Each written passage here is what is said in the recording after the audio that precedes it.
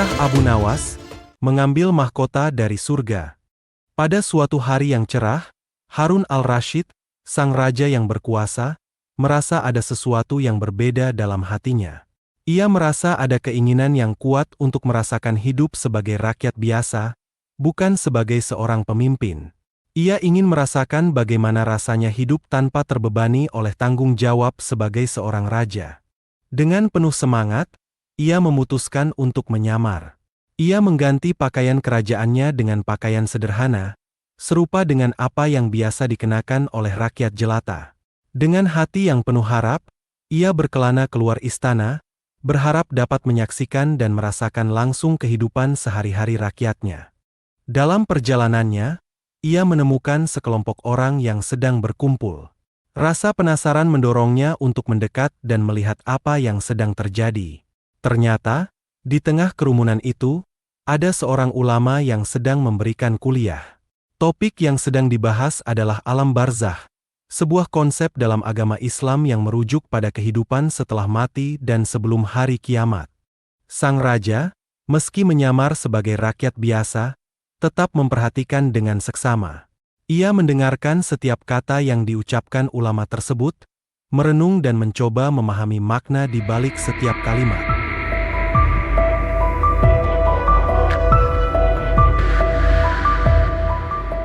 Dalam kerumunan yang berisikan berbagai lapisan masyarakat, seorang pria berdiri dan mengajukan pertanyaan kepada ulama yang tengah berbicara. Pertanyaannya cukup berat, mencerminkan keraguan dan kebingungan yang mendalam. "Kami pernah menyaksikan orang kafir yang telah meninggal dunia," katanya.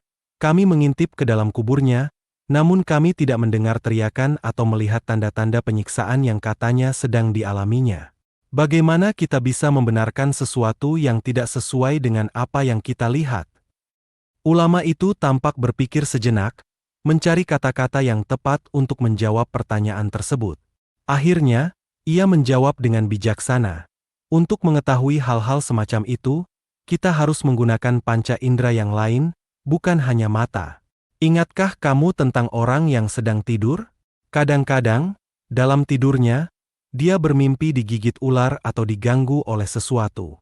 Dia merasa sakit dan takut, bahkan sampai memekik dan keringat dingin mengucur dari keningnya. Dia merasakan semua itu seolah-olah dia tidak sedang tidur. Namun, kamu yang duduk di dekatnya dan menyaksikan keadaannya, tidak melihat apa-apa. Padahal, apa yang dia lihat dan alami adalah dikelilingi oleh ular-ular. Jika masalah sepele seperti mimpi saja sudah tidak bisa dilihat oleh mata biasa, bagaimana mungkin kamu bisa melihat apa yang terjadi di alam barzakh?" Mendengar penjelasan itu, sang raja merasa terkesan. Ia merenung, mencoba memahami makna di balik kata-kata ulama tersebut. Kemudian, ulama itu melanjutkan pembicaraannya tentang alam akhirat. Ia mengatakan bahwa di surga, tersedia segala hal yang sangat disukai oleh nafsu, termasuk berbagai benda indah. Salah satu benda itu adalah mahkota yang sangat indah, yang cahayanya begitu mempesona hingga satu mahkota saja jauh lebih berharga daripada dunia dan seluruh isinya. Mendengar hal itu, sang raja semakin terkesan. Ia merasa seolah-olah mendapatkan pemahaman baru tentang kehidupan dan akhirat, dan ia merasa berterima kasih atas pengetahuan baru yang ia peroleh.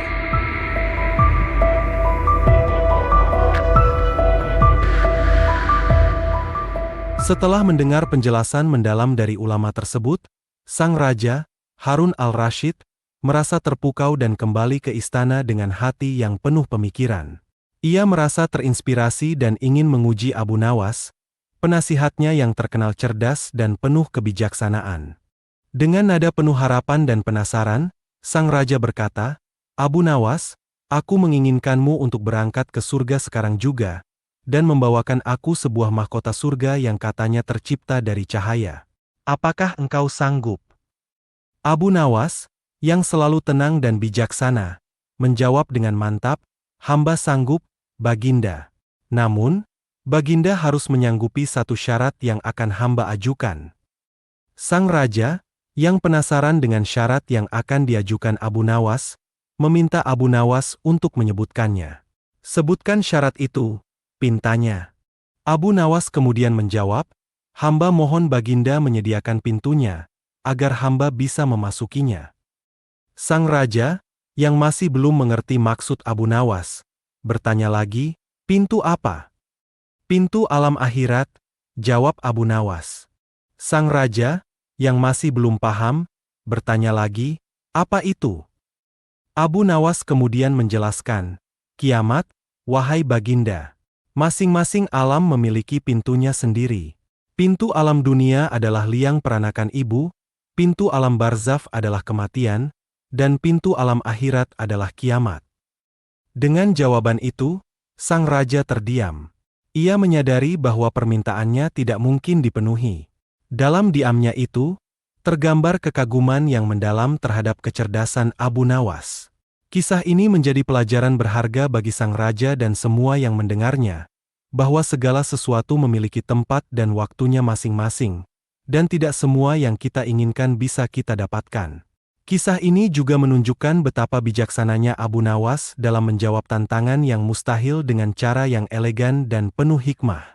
Kisah ini menjadi bukti bahwa kebijaksanaan dan kecerdasan dapat mengatasi tantangan apapun, bahkan yang tampaknya mustahil sekalipun. Demikianlah kisah ini diceritakan, semoga dapat menghibur dan menambah wawasan, serta dapat mengingatkan kita akan kebesaran Allah, Tuhan yang Maha Esa.